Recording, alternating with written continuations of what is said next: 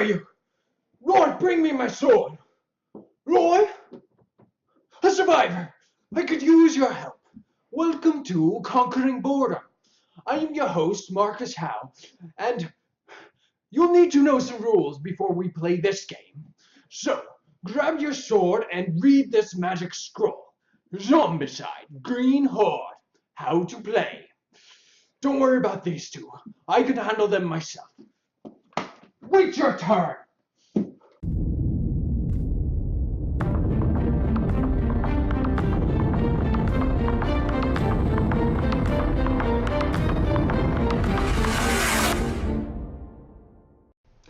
Now, Zombicide Green Horde is a game where you'll take on the rules of the survivors and try and complete different objectives while overcoming the deadly undead orc hordes. Now, let's first go over all the components so you know what everything is. First, you have these map tiles. Now, they're double-sided, and each one of them have a number and letter in the bottom left corner, so you can flip it over and it'll have a different letter to it. So this is to help track which map pieces you need in order to set up different quests. You'll also have a couple kinds of miniatures. You'll have the orc undead miniatures, which will be the green ones, and then you'll have the survivor miniatures, which will all be brown. You also have the brown trebuchet, so that's all of the miniatures. You'll also have the survivor cards. Now, on the survivor cards, you can find the name and portrait of the character in the top left corner. In the top right corner, you can find their armor slot, as well as a special item that they can wear instead of armor. This kind of signifies an item that they can quickly draw without too much hassle, so it can kind of take their place of their armor. In the bottom section of the character card, you'll see all of the skills that that character can potentially acquire over the course of the game.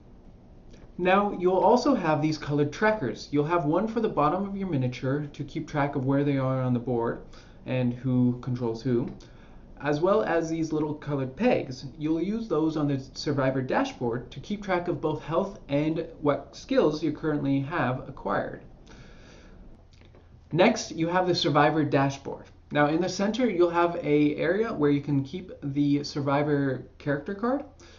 You'll also have several areas where you can put different trackers to keep track of things like skills and health over the course of the game. You'll also have several areas where you can store equipment cards.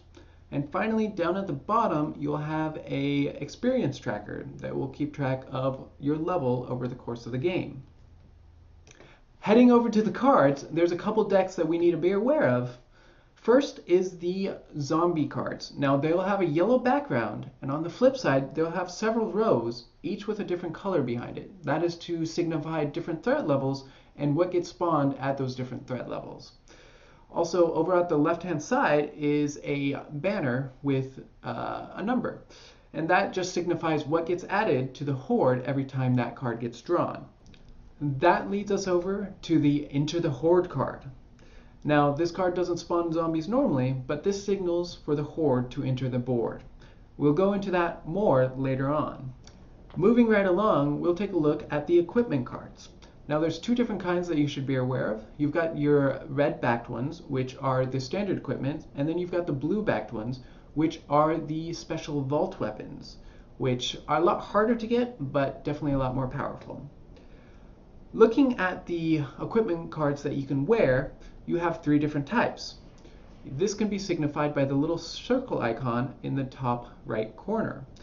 Now, there's three different types. There's the one that stores in the bag, there's one that stores on your armor, and one that stores in your hand.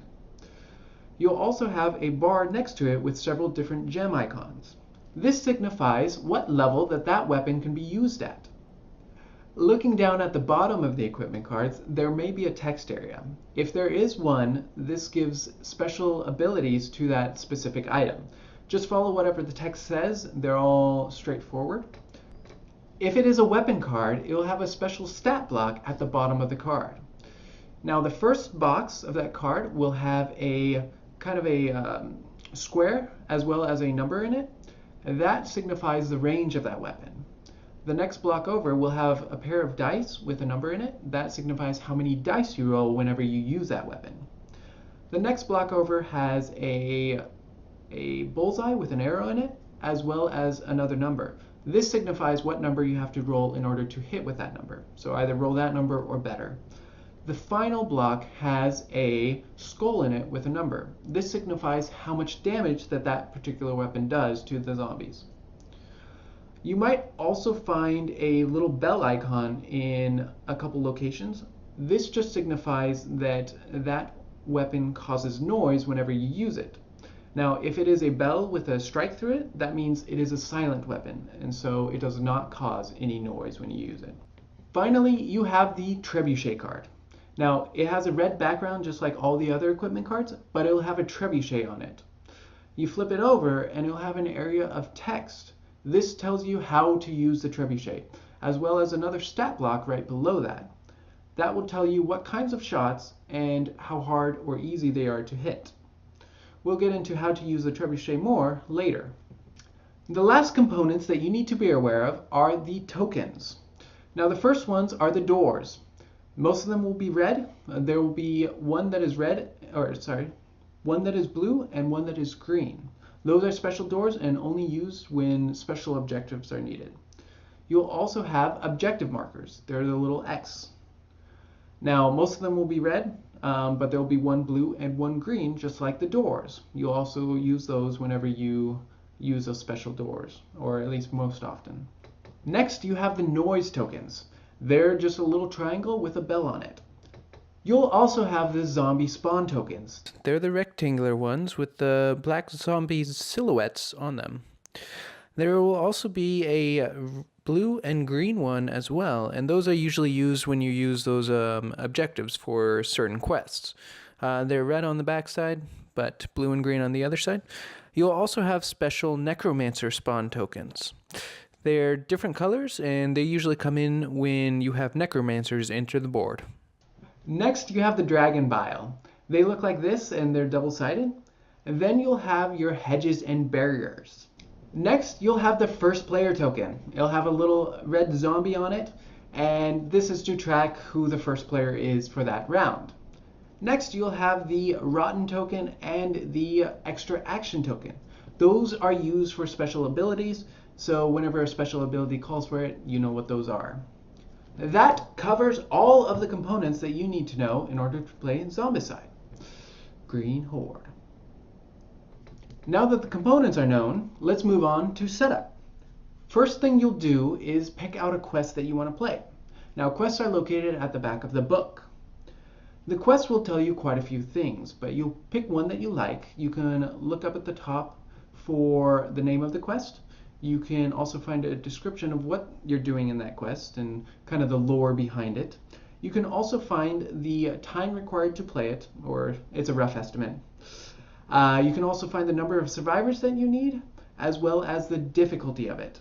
You'll also find things like special rules and the objectives that you need to complete, as well as which map tiles you need to use and how to set up those map tiles. You'll also find a diagram of the board. In that diagram, you'll find the positions where all of the objectives and doors go, as well as the spawning locations, trebuchet, and survivors starting location. So once you've picked a quest that you want to play, go ahead and set up the board and place all of the tokens that are needed. Next, you'll choose which survivor you want to play as. You'll take that survivor card as well as matching colored tokens to go along with that survivor. Now, sometimes you'll be playing as more than one survivor, and so you'll take multiple colored tokens as well as multiple survivor cards. Now, you'll need to set up the equipment cards.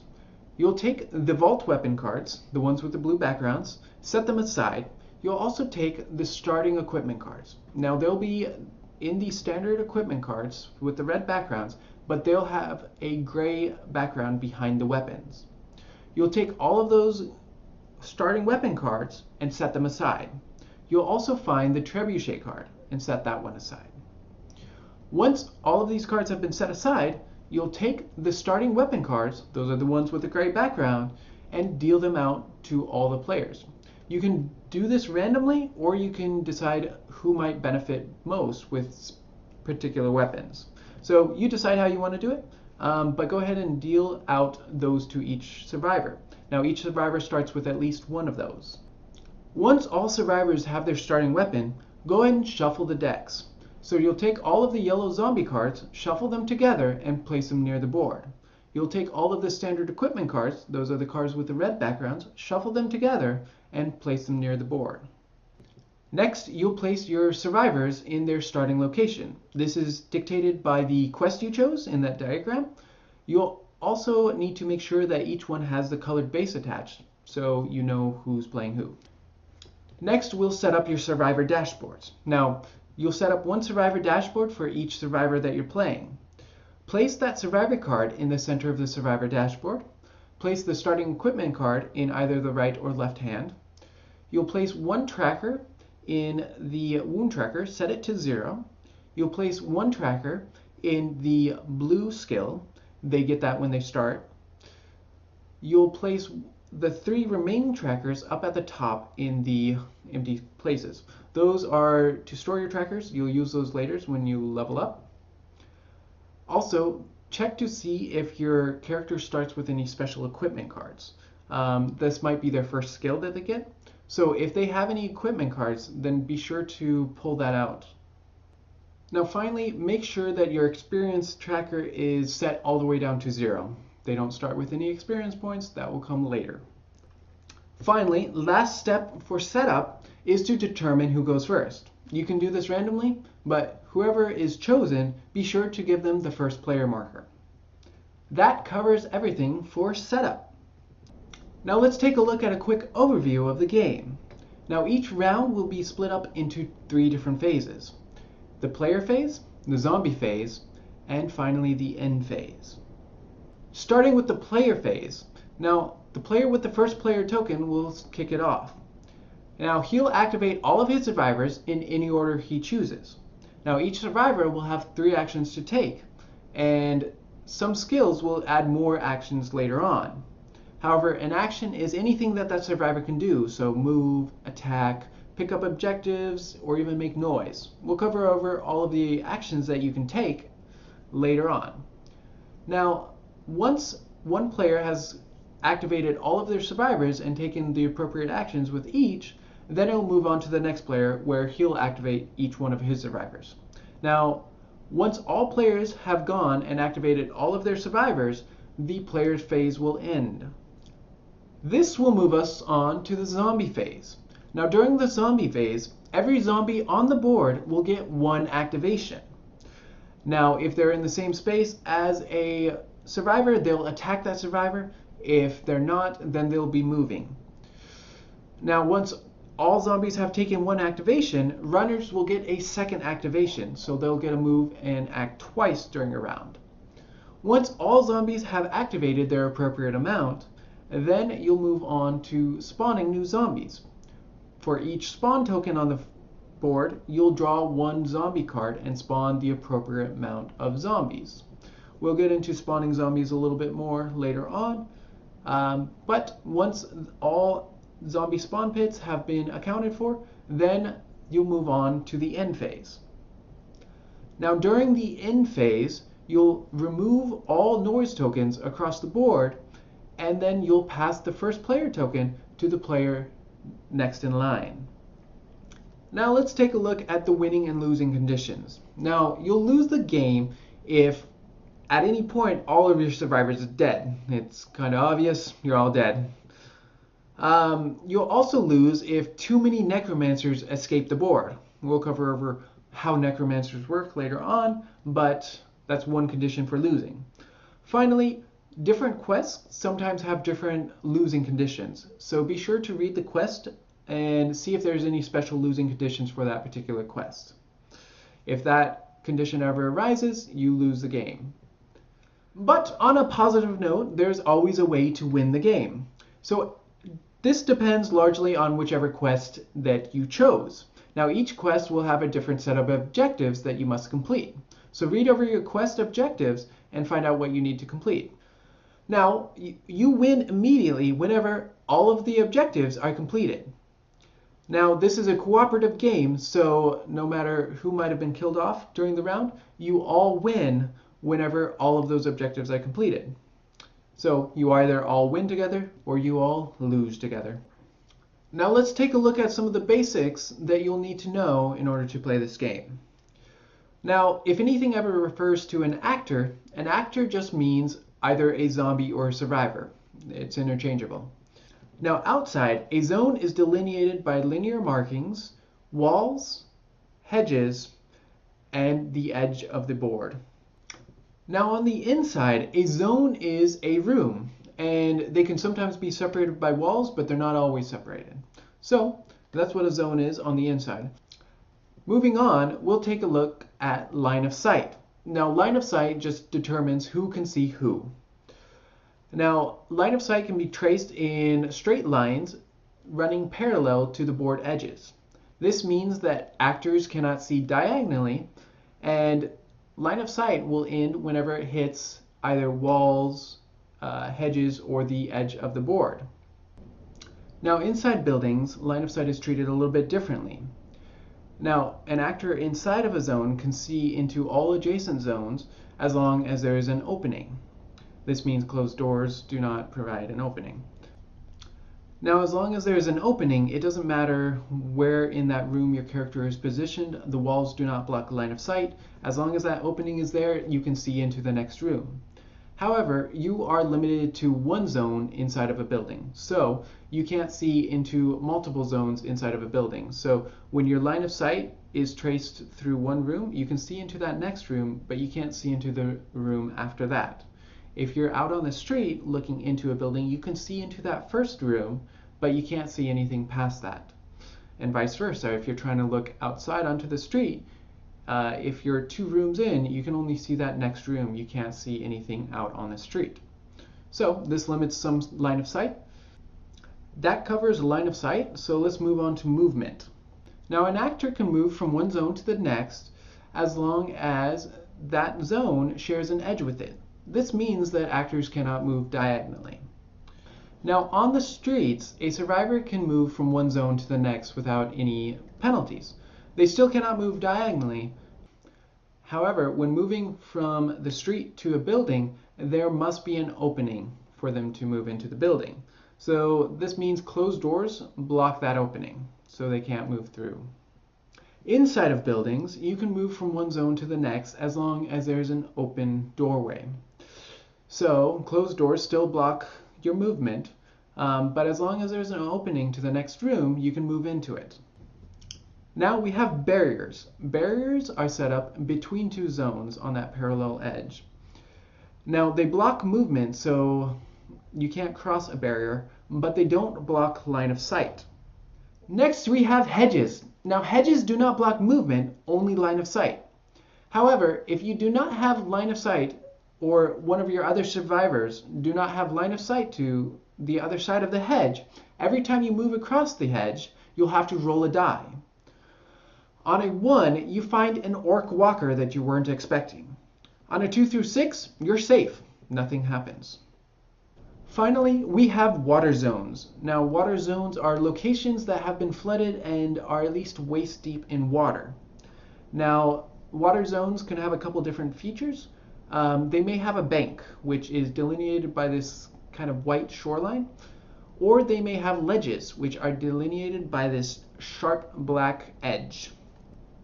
Now, water zones have a couple effects on movement. Moving into a water zone, there is no penalty, you move normally. However, survivors moving from one water zone to another requires one additional action. Also, moving from a water zone through a ledge requires another action. Moving to a bank or through a bank, there is no penalty. Now for zombies, on the other hand, there is no penalty for zombies moving from one water hole to the next. There is no penalties for them moving through a bank. However, zombies cannot move through ledges, so they'll have to pick another route. That covers over everything for movement. Next, let's talk about noise. Now, certain actions that you take throughout the course of the game will generate different noise tokens. Whenever an action generates noise tokens, you'll take one of those noise tokens and put it in that zone.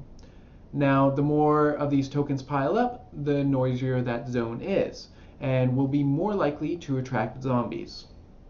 Something to be aware of, each survivor also counts as a noise token, so count them amongst the noise tokens whenever you need to see how noisy different zones are. Now let's take a look at all of the zombies you may encounter. First, you have the Orc Walkers. Now the Orc Walkers, every time you kill them, give you 1 experience points. They only have 1 health, and they cause 2 damage. Next is Orc Runners. Now, they only give you 1 experience point, they only have 1 health, and only cause 1 damage. However, they do have 2 activations, so they're a bit faster than the rest of the zombies. Next, you have the Orc Fatties. These still only give you 1 experience points, but they have 2 health and cause 3 damage whenever they hit you. Then you have the Orc Abomination, probably one of the most deadly zombies you'll face in the game. It gives you 5 experience points, it has 3 health, and causes 3 damage, which cannot be prevented by armor. Finally, you have the Orc Necromancer, which gives you only 1 experience point, only has 1 health, and causes 2 damage. That covers all of the zombies you'll meet in Zombicide Green Horde. Now, whenever you kill zombies or complete different objectives, you'll score experience points. Now, you'll keep track of that with the bottom experience tracker on your survivor dashboard. As you gain experience, that will continue to rise until it switches over to a different color. These are experience levels. Once you cross over to that new threshold, you get a new skill. So you'll take one of those trackers up at the top of your tracker board and place it in the new acquired skill. Now, some experience levels have multiple skills that you can choose from. So you'll choose which one you want and put the peg in that skill. You can't get them all, unfortunately, but maybe later on you can acquire more. However, there is a drawback to leveling up. When you get stronger, the horde increases. So every time you cross one of those tier thresholds, the zombies start spawning faster. So whoever is the highest ranked player or survivor amongst all of the survivors, that is now the threat level. So when one player crosses over into the yellow threat level, now all zombie spawn cards now spawn at the yellow level. Once they cross into the orange, all zombie spawns will start in the orange and then finally the red. Alright, let's take a look at the player's phase and what actions you can take. First off, you have the movement action. Now, you can move normally following the movement rules we've already discussed. However, for every zombie in the space that you're attempting to move away from requires 1 additional action. So if 2 zombies are in the space you're trying to move away from, it would require a total of 3 actions to move away. Next, you have the search action. Now, a search action can only be taken if you're inside the building zone and there are no zombies in your zone. You can only perform 1 search action per turn per survivor. So that includes any free or bonus actions that you may get from skills. When taking the search action, you draw the top card of the equipment deck and add it to your inventory. Now this allows you to reorganize your entire inventory for free. Now some cards will be an Orc Walker cards.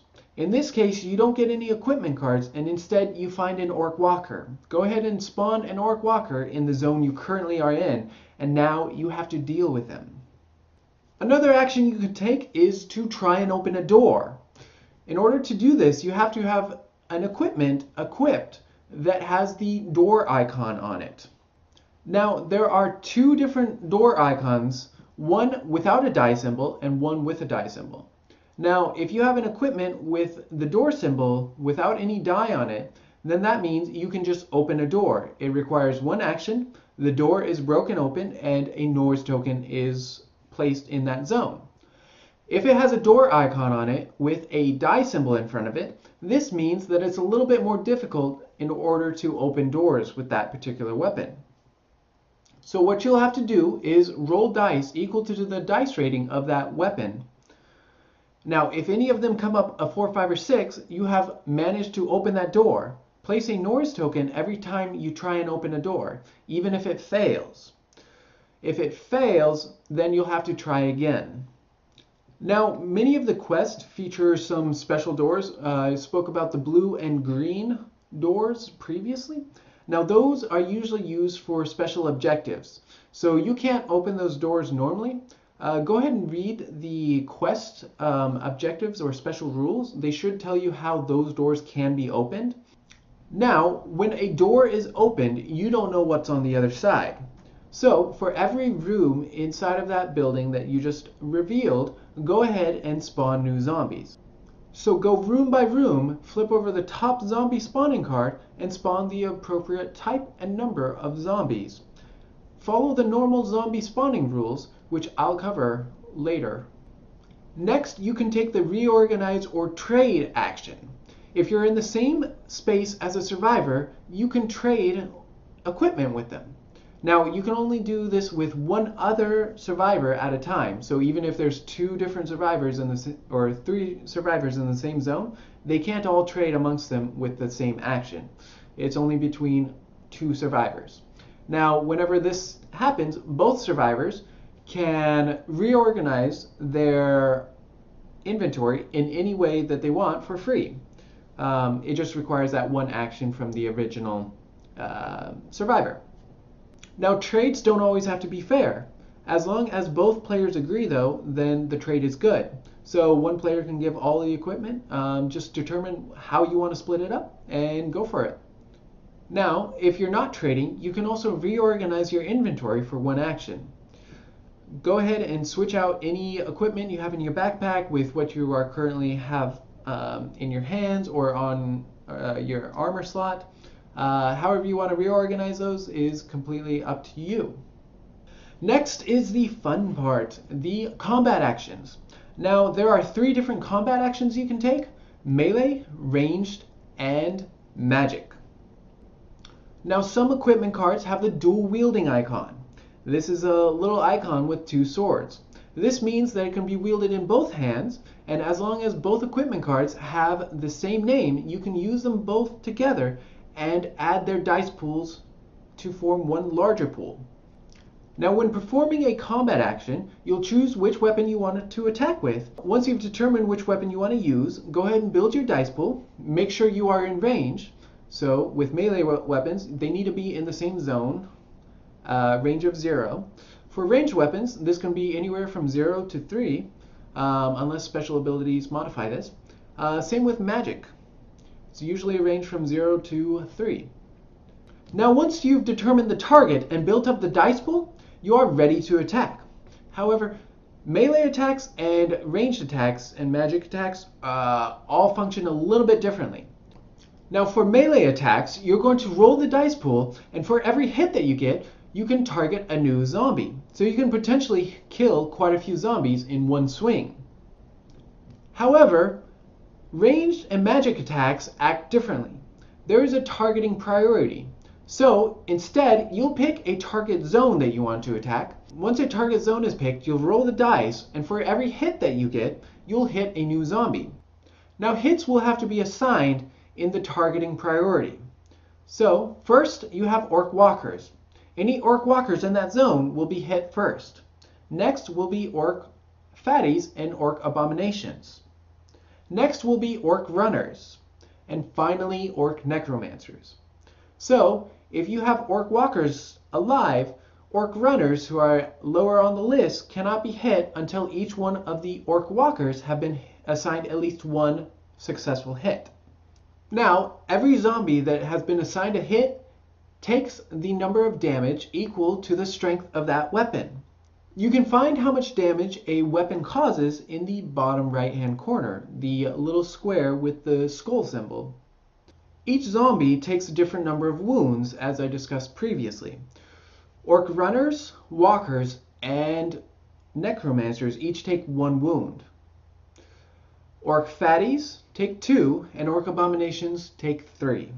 So if a weapon does not cause that much damage in a single hit, it cannot kill that zombie. So you cannot assign 2 successful hits and cause a total of 2 damage to kill that orc fatty. It all has to be assigned in one single hit. So that means an orc abomination requires 3 damage in a single hit in order to be killed, making them one of the most deadly zombies on the field. Now, most ranged weapons can be fired repeatedly without any hindrance. However, there are a couple that say reloadable. These reloadable weapons need to be reloaded after every shot during a single game round in order to be fired again. So you'll have to spend 1 action to reload it in order to fire it again. Now, at the end of the round, these will get freely reloaded so that they start off fresh the next round. So this means that if a survivor fires it and then passes it to another survivor, the next survivor has to reload it before it can be fired again. Now, some of these are dual wielding, which means they'll both need to be reloaded. However, a single action can reload both. Now, you can choose to fire a single one at one zone and then fire the other one at a different zone without having to reload in between. And then you can take 1 action to reload both of them at the same time. Now, when firing ranged and melee actions into a zone with a survivor, any failed hits automatically hit the survivor. So be extra careful when trying to attack a zone with a friendly in it, because you may end up causing a lot of damage to your fellow survivors. The next action you can take is an enchantment action. Now, there are certain scrolls or magic spells that are enchantments. They're not combat spells, so they require a different action. They do have to be equipped, but when they're equipped, you can take the action, and the card will actually tell you what kind of effect that enchantment action will give you. So go ahead and just refer to the card. Another action you can take is to take or activate an objective. So if you're on the same square as one of the X objective markers, you can go ahead and spend an action to take it. You usually get some kind of experience point or special magic weapon when you take objectives. So go ahead and read the description as to the description in the quest as to what you get whenever you take these. Next, you can take a siege action for the trebuchet. There's moving the trebuchet or firing the trebuchet. Moving the trebuchet requires 3 actions and follows the same rules as normal movement. However, it doesn't benefit from any of the skills that your survivor has, and also whenever you move it into a waterhole zone, the trebuchet gets destroyed immediately, so go ahead and remove it from the board. So just be wary of that and don't move it into water. I mean, that's kind of your call, but I wouldn't recommend it. Finally, the last combat action you can take is firing the trebuchet. In order to fire the trebuchet, you have to spend 3 actions. Now, you choose a target zone or even the horde. Yes, you can target the horde, which is not even on the board. And you don't have to have line of sight to the zone that you're firing at. Once you've picked out a zone, you'll have to choose which shot that you want to use. Now, there's 3 different shots that you can choose. You can choose the scatter shot, you can choose the grape shot, or the boulder. Now, each one gives you a different number of die, and each one causes a different number of wounds. So you'll have to use the ones that are bigger and heavier to kill some of the fatties and abominations, but they give you less die, so there's a trade-off there. When firing the trebuchet, you'll follow the same targeting rules and targeting priority as well as casualties. Finally, as an action, you can make noise. Just go ahead and place 1 additional noise counter on the zone you currently are in. The last thing is you can do nothing. You just forfeit any additional actions that you have and pass the turn to the next survivor. Moving on, we have the zombies phase. Step 1 is the activation. Every zombie on the board will get 1 activation. Runners will then get a 2nd activation after that. On a zombie's activation, if they are in the same zone as a survivor, they are going to attack that survivor and deal its damage to that survivor. No attack roll is required, they just deal that damage. Now, when a zombie deals damage to a survivor, it deals a number of damage equal to the type of zombie that it is. So Necromancers and Orc Walkers deal 2 damage, Orc Runners only deal 1 damage, and Abominations and Fatties each deal 3 damage. Now, players can decide how this damage gets distributed. So if multiple survivors are in the same zone, they can distribute it however they want, even if it means all the damage goes to one survivor. Also, zombies will always join into the attack, so even if there's so many that it would be overkill and the character would die, they're not going to move away, they're going to join in the attack. However, if your survivor is currently wearing armor, then they can potentially prevent this damage. Now, whichever armor you're wearing, it'll have a number on it with a plus symbol. This means that for every attack that you're going to take, you're going to roll 1 die, and if that die equals or exceeds the number printed on the card, then you prevent the damage that would be dealt by that zombie. The only exception is with Dragon Bile and Orc Abomination. Damage from these sources cannot be prevented. Now, if a zombie is not in the zone with a survivor and did not spend its activation attacking, then it is going to spend its activation moving. Zombies will pick their destination like this. First, they'll look for any survivors, and they'll look for the noisiest survivors. Distance does not matter, so if they see any survivors, they're going to move towards them. If there's multiple survivors that they see, they're going to move to the noisiest survivor that they currently see. And just remember, each survivor counts as a noise token. If they don't see any survivors, then they'll move to the noisiest zone. Once again, distance does not matter. It just matters how many noise tokens and survivors are in that zone. Once the destination has been picked, zombies will move 1 space in the direction of that zone. They'll choose the shortest possible path.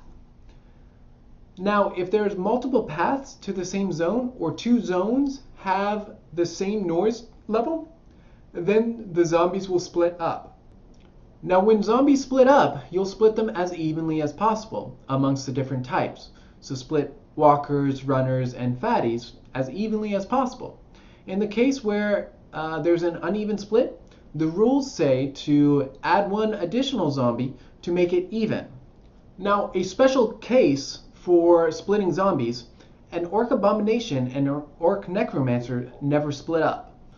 Also, if there is not enough zombies to add 1 additional zombie to make it even, then the players decide which direction gets more zombies, and this does not trigger an extra activation, which I'll discuss in the spawning section.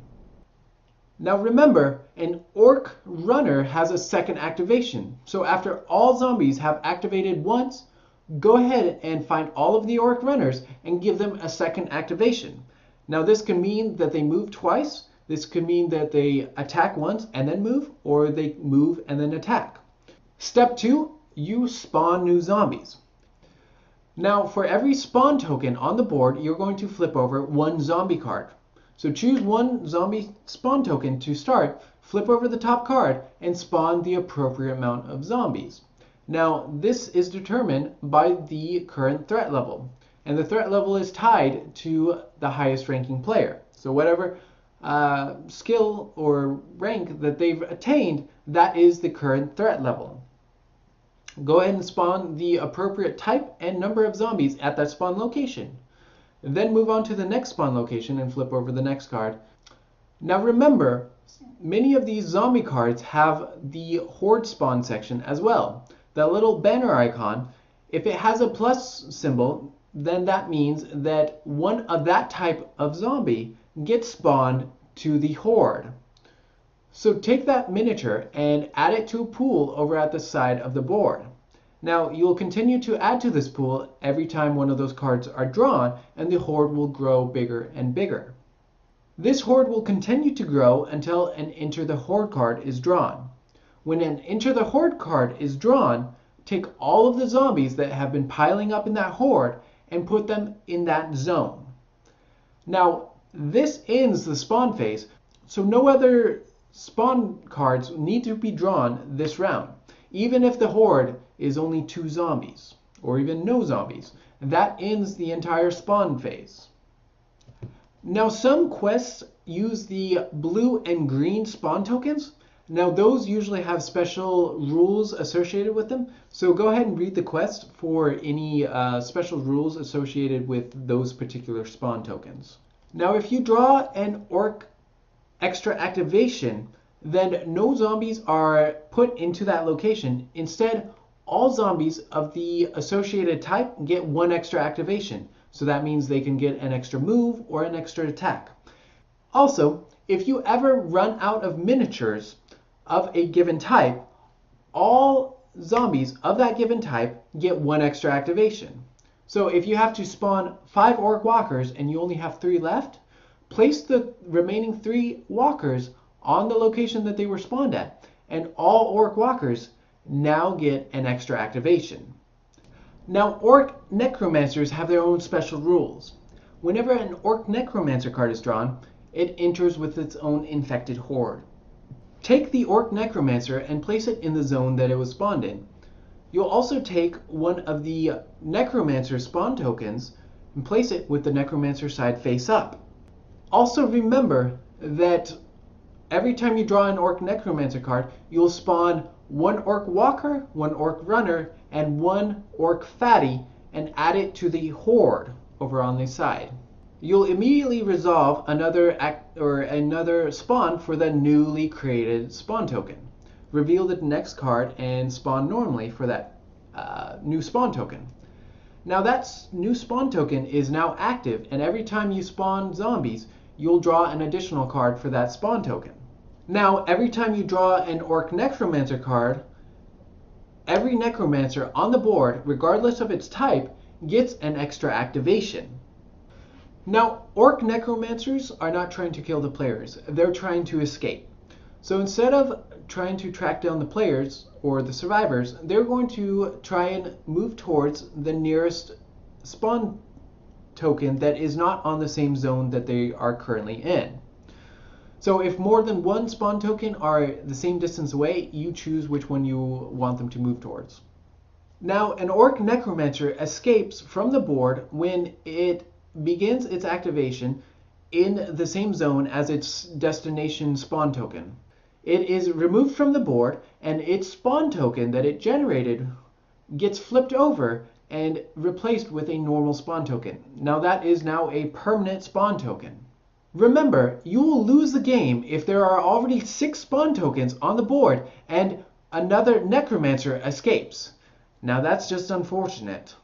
Now one upside, if you manage to kill the Orc Necromancer, you can choose any spawn token on the board and remove it. This can be its own or any of the other standard spawn tokens.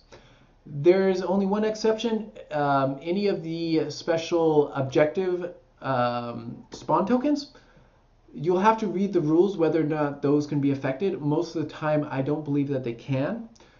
But any of the standard red ones can be removed. Now, once a spawn token has been removed, if the Necromancer spawn token still remains on the board, then go ahead and flip that over and it just becomes a standard spawn token. Now, in very special cases, an Orc Necromancer, all of the spawn tokens may end up on the same zone that it spawned in as. If this is ever the case, then a new spawn token still comes in with the Orc Necromancer, but it will immediately escape as soon as it activates, because there is no destination zone for it to move towards. Now you can build your own Necromancer Cabals, which add a little more variety to the Necromancers. In order to do this, you'll have to have some special Necromancers by either purchasing some of the special guest boxes or some of the expansions. If you have more than one type of Necromancers, then go ahead and find all of the Necromancer cards in the zombie deck and choose how many you want to replace for each Necromancer that you decide to play with. Now, when a new Necromancer comes in, follow the same movement and spawn rules as Necromancers have, but place a different color zombie Necromancer spawn token to keep track of where different necromancers entered and what their target destination is. And remember, all Orc Necromancer cards, despite what type it is, gives all necromancers an extra activation. Now, you'll also have to beware of the Dark Ritual. Now, this happens when two necromancers are within 0 to 1 space of each other. On their next activation, they both disappear from the board, and their spawn tokens get flipped over to permanent. Now, each special necromancer have their own special rules, so go ahead and refer to their card to determine what benefits apply. Now, this will apply as soon as they enter onto the board and until they die or leave the board. And remember, whenever a necromancer is spawned, you place one runner, one walker, and one fatty in the horde. Finally, you have Dragon Bile. Now, probably one of the most fun actions you can take in the game. Now, if you ever find a Dragon Bile card, you can discard it, and it has a range of 0 to 1, and basically place the Dragon Bile token on that zone. Now, this requires one action to do, and you lose the Dragon Bile, but the trap has been set. Now, for a later action, you can spend one action if you have the torch to throw the torch at the Dragon Bile. The torch has a range of 0 to 1. The torch gets discarded, and the Dragon Bile erupts into a flurry of flames. Now, this produces a Dragonfire effect in that zone. Now, every actor in that zone and siege engine gets destroyed immediately, regardless of the amount of wounds that they have, and any armor that they have does not affect this damage. So everything gets killed, and the player who threw it gets all appropriate experience points. So this can be a great way to level up quickly and wipe out an entire horde. Perhaps you want to add something a little more to your game. You can play in Ultra Red mode. This just means that whenever a survivor hits that red zone, they immediately get set back down to 0. Any experience that they gain continues to level them up, and so they'll just start that track all over again.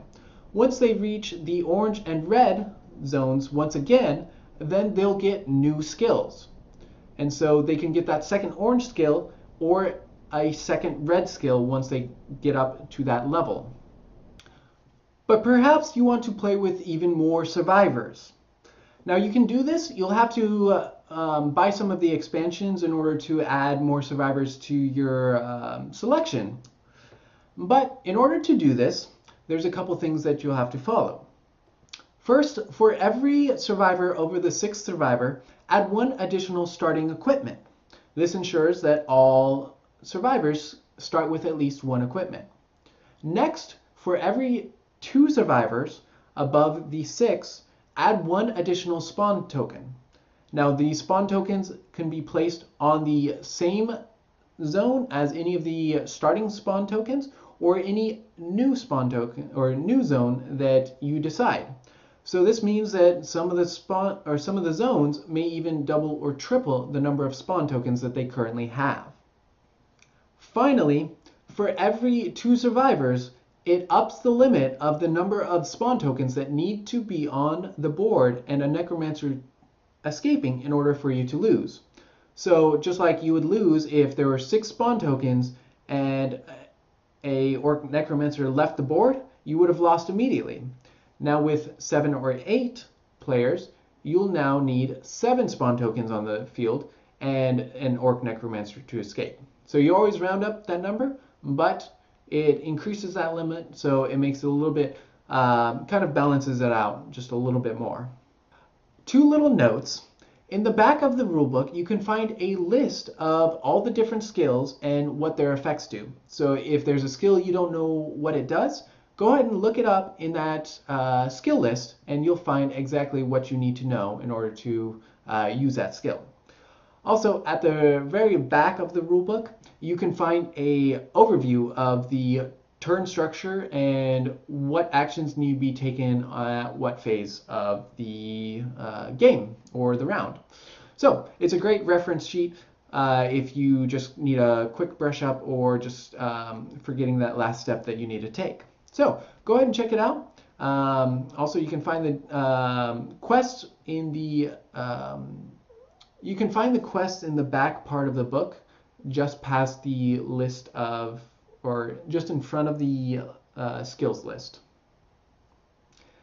Well, that's everything in the rule book that you need to know. Roy, where are you?